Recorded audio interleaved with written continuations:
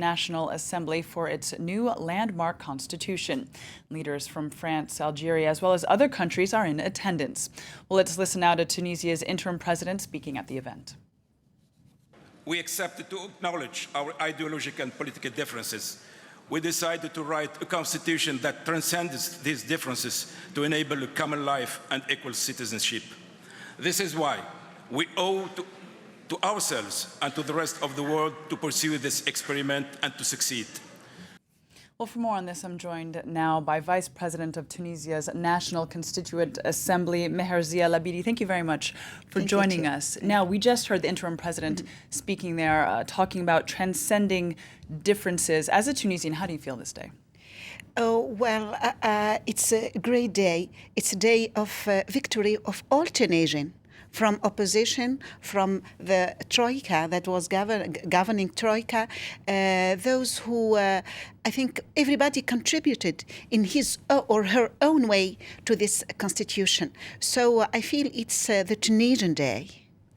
Now, in this constitution, there is a mention of the separation of powers, the independence of the judiciary, freedoms of religion, also freedom to not be exactly of conscience. Now, in your opinion, what is one of the most important articles of this constitution? Then? Well, all articles are very important, but one of the main articles for me is Article 2, the article that says the Tunisian state is a civil state, and that belonging to this state is by citizenship and that the rule of law. It mentions citizenship, civil state, and the rule of law. This is very important article. I think also and as a woman, the Article 45, now it's 46.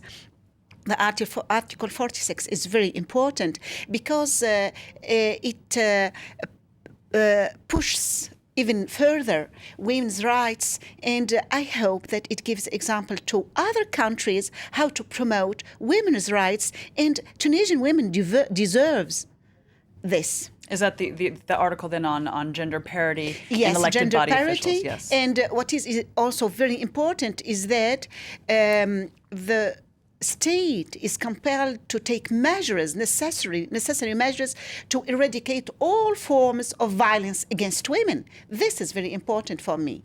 Well, we had, of course, French President François Hollande speaking at the event. He was one of the guests of honor. Let's take a listen to what he had to say at the event.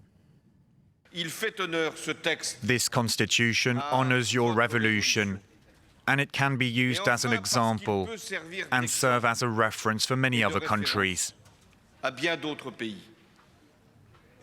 This constitution guarantees freedom of belief, of conscience, and the right to practice freely one's religion. It confirms what I had said here last July in this same assembly, which is that Islam is compatible with democracy.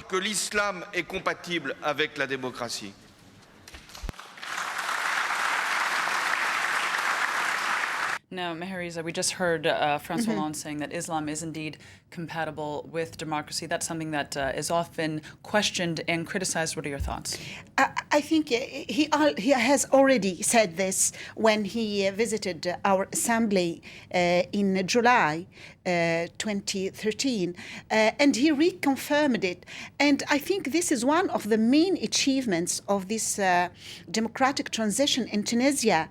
And I belong to another party, a party with Islamic reference, and this is one of our convictions and one of our goals to prove that Islam and democracy can meet, can reconcile, and can work together. And I think what President Hollande said today is very important because he, in a way, said that by reconciling Islam and democracy, we can say that democracy is for all people, all cultures, all religions, and this is a good news for everybody. This constitution is being hailed as one of the most progressive in the Arab world, but how will it actually impact the everyday lives of Tunisians? Well, impacting everyday life, I think, doesn't only depend on good constitutional texts or on progressive texts.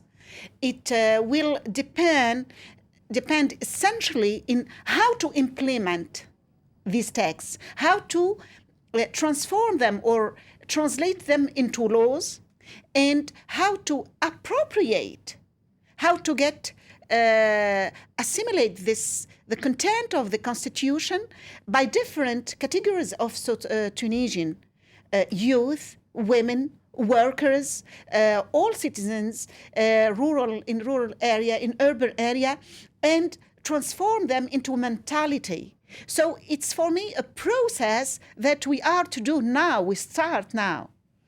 What are the main issues, in your opinion, facing Tunisia today? Well,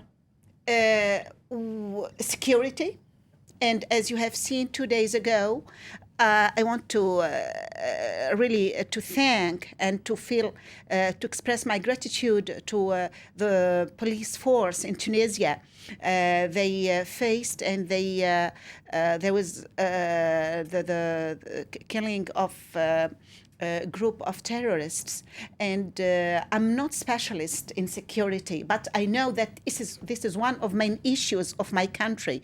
Of course, like many Tunisians, I would have liked that at least some of these terrorists can be arrested alive to know more about what happened in Tunisia, about political assassination. But we have to greet and to thank our police force. And of course, security is still a challenge, still an issue, but the economic issue, unemployment, and also development of inner regions, the regions that led the revolution. And by the way, I would have liked that President Hollande promised or commit his country or call Europe to cancel the Tunisian debt.